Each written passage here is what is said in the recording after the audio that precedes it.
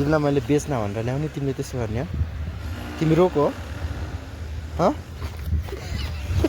अलि यहाँ पुलिसहरु धेरै हुन्छ नि Hello, welcome to my YouTube channel, guys. Today I am going to make a new video, so please A few moments later. whatever. तिमीलाई थाहा छैन हैन मैले लगेर तिमीलाई यसरी समाएर बेच्नलाई हो खासमा ओके त्यहाँ एउटा फोन पनि आयो हेलो भन्नु त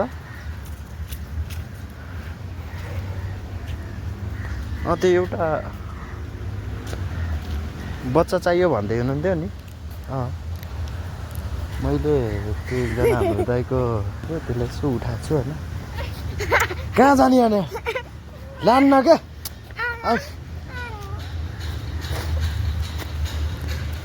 के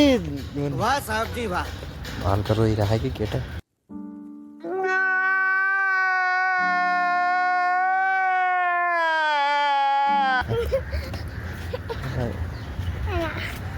सुई लाउनु पहिला सुई लगाइदिनु पर्यो के लान्न के होइन ला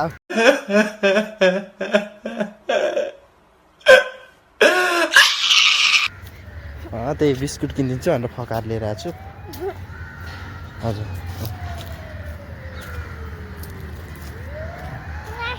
यतातिर ल्याएको छु क्या तपाईँले गाडी ठिक पार्नु है आऊ क्या होइन ए तिमीलाई मैले त्यस्तो गर्छु त अनि रोइरहेको छिटो आउनु त छिटो नाम के रे तिम्रो कति वर्षको भयो भन त गर्छन् त्यहाँ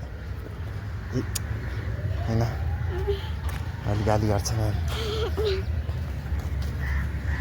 त्यत्रो फुटबल खेलाएर तिमीलाई त्यस्तो लाग्छ अनि फेरि दाइबाट विश्वास छैन हजुर भन्नु न लिएर आउँदैछु कि केटालाई पछि मानिरह होइन अनि उनको बाउले सोध्यो भने हरायो भनिदिन्छु कि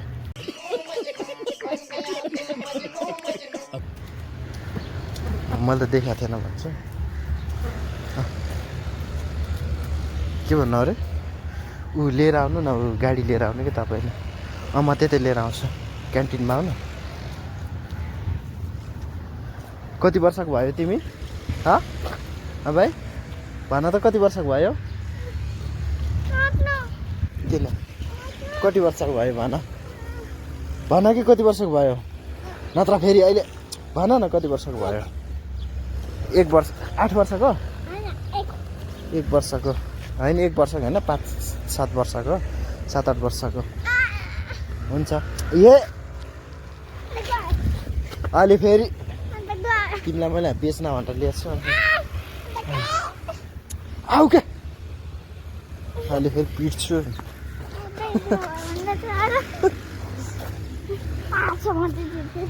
ल मेरो हातसम्म ल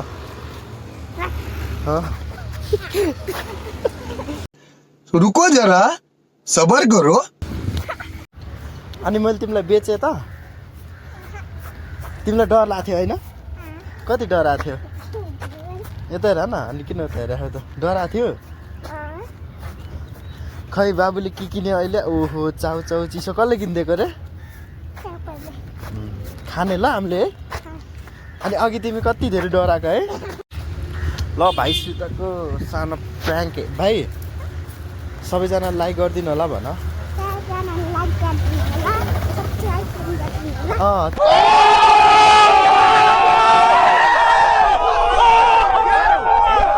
तिमीलाई त्यो पनि जाने हौ अरू के भन त भन न अरू भन जाने हौ